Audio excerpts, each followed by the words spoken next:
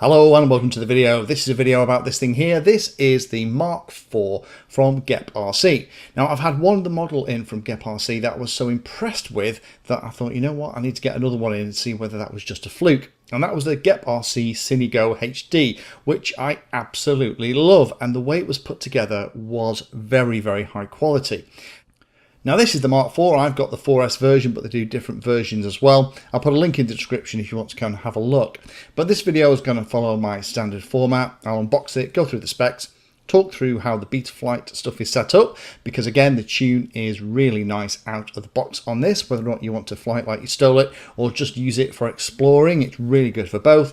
And then finally show you a little bit of flying footage and then talk about my thoughts at the end. So this is the state of my box. It got a little bit beat up in transit, thanks to the postman. Probably not my postman, actually.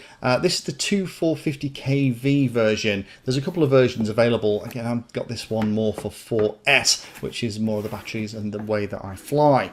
Go through a couple of things while I get this unboxed. This is a 3K carbon fiber. It's a long, low design. It's equipped with a Cadix Ratel camera.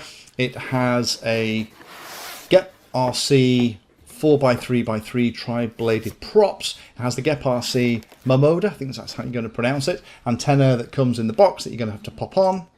Motors are 2306, either 1850 kV if you get the 6S version. Mine, I've got the 2450 kV version. The weight's about 350 grams without the battery. You can get it with FreeSky receivers, with TBS nanos, but I've got mine without, so I'm going to pop one in the back, and you can see there, got the little shelf. Now I do like the fact we have a QC sticker again. I actually am starting to believe that these guys actually do QC them, because it is put together incredibly well. It's actually put together like I would if I was building it. 3D printed parts for the protection at the end of the arms. I do like the bling for the screws, recessed at the top for the battery, but slightly proud at the bottom. A nice big bag of props, one lot plus spares, and then in the other bag you've got things like your battery pads, battery strap, you've got your antenna guides, and all of that stuff that you're going to need just to put the final touches into place. So with the USB port at the side, and you can see how nicely the soldering's done here, let's plug it into Betaflight and I'll show you how it's all set up. So in Betaflight, let me very quickly show you how everything is set up. So let's go into receiver tab and just make sure that the mapping's right. It's wrong by default for my radio, which is why the beeping is going nuts. Let's sort that out. So let's move these around. The modes in here I don't think are particularly well done. You don't want the copter armed in the low position, so I'm not sure why that's the case. So let me just move all these around and also find out, because there is a piezoelectric buzzer inside the model, which is brilliant. Big fan of that. Well done, GepRC. But that is beeping like crazy at the moment. There it is. Let's move that out of the way. Let's stop that bloody horrible beeping. There we go. That's better.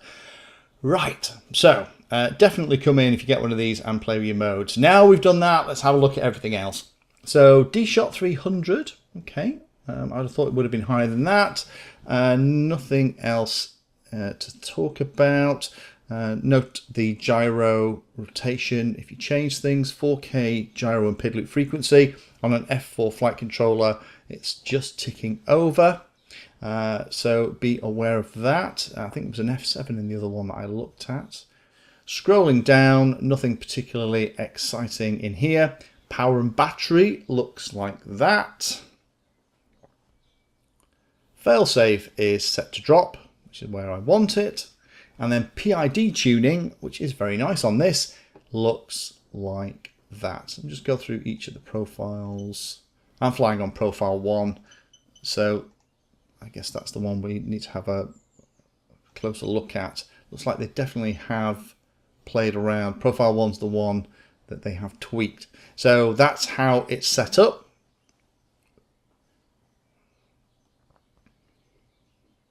Rate profile looks like that.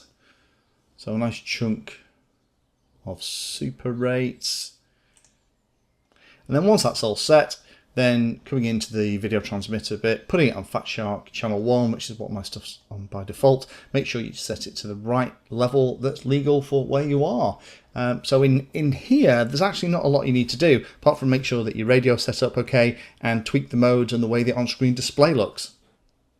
So with beta flight set up, next thing to do then is go to the field and give it a fly. Now I am using a 1300 4S battery. That'll give me about 4.5 minutes of flight time, 4 minutes if I'm really flying it like I stole it. The throttle value is in the top right hand corner, and this is absolutely beautiful to fly. Not only if you want to flip and roll it, but if you just want to go out and have a nice adventure as well. And this is an absolute joy to fly. It's set up really, really well out the box.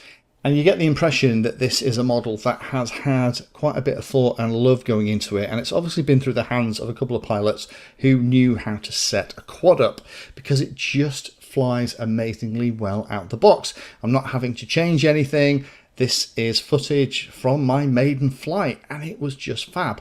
The only thing with it is the camera performance is only okay. It is a very overcast day, no wind at all to speak of really, so it's a nice day to maiden, but I'm getting an average image from the camera, so just be aware of that. You may want to tweak the camera to something else that might suit where you live a little bit more. Absolutely flyable and fantastic fun, but that's kind of the only thing in the flight that I would say wasn't an absolute joy. Models like this tend to be pretty hard to review in inverted commas, because when they work so well, there's not a lot that you can say apart from, wow, this is really nice. I do like the specs and the attention to detail and how this model is put together. The way the soldering's done, the way that the cables out and the arms are protected, the way that the screws have been chosen, the way that everything is mounted, the quality of the carbon fiber and the finish are really, really good. Again, available with and without receiver, lots of different types, both 4S and 6S. As you can see, even on 4S, just kind of pootling around, I'm nowhere near half throttle. On 4S, if you blip the throttle, it gets small and gets altitude and speed very, very quickly. It's going to be even more aggressive on something like a 6S. I do like the fact there's lots of spare props in the box. This is going to be a quad that you're going to want to fly a lot, and having those spare props is great. Pink wouldn't have been my first choice, but you know what? I'm flying FPV, so I can't see it, so I don't care.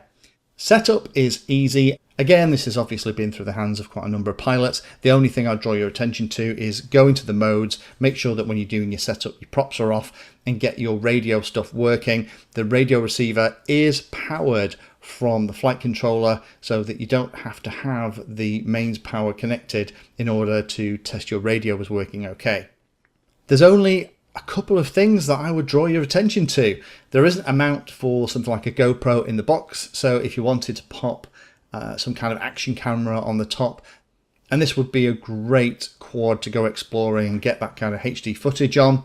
That camera that's on it is okay, but I've looked at other cameras recently on the channel that may have been a better choice. It might just be the fact that I'm not able to fly in bright sunshine, because at the moment we have all this horrible weather here in the UK where it's very overcast. Maybe in bright sunshine it'd be nicer, but I like a camera that can cope with lots of different lighting conditions. This one just seemed to struggle a bit.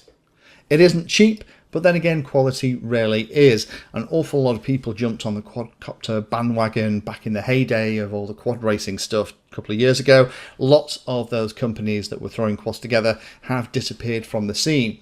GepRC seems to be one of those that are focused on making very high quality, really well made models that you can order, get at home, minimum amount of setup, and it's going to fly extremely well. And there is a Tarsier version too if you wanted to do HD on board. And I think if I was getting another one of these in, I would probably order the Tarsier version. That might give me a slightly better image for the FPV, but also means that I can save all of that weight that I'd have for something like an action camera on the top and put a bigger battery on there. Again, that flight just showed you was the maiden. That was with a 1300 4S pack, and I was getting about 4 to 4.5 minutes depending on how I fly it. You could easily put a 2200 battery on this 4S battery and get quite a bit longer in the air, and something like a Tarsier would go well with that kind of setup because you're going to get the HD footage and the extra weight is in the battery, which is going to give you more time to play. Thank you for watching my video and watching right to the very end. If you want to find out what I'm currently working on, you can follow me on social media by searching for Painless360 in the usual places. If you'd like to become part of the inner circle, then you can become a Patreon. Details are in the description and you get lots of additional benefits. Check out the playlist section on the channel too. I organise all of my videos into playlists and it's called something like Introduction to or for Beginners. All of the content is aimed so that you can start at the very beginning and it teaches you that subject, starting with simple principles and moving up to teach you everything you need to know.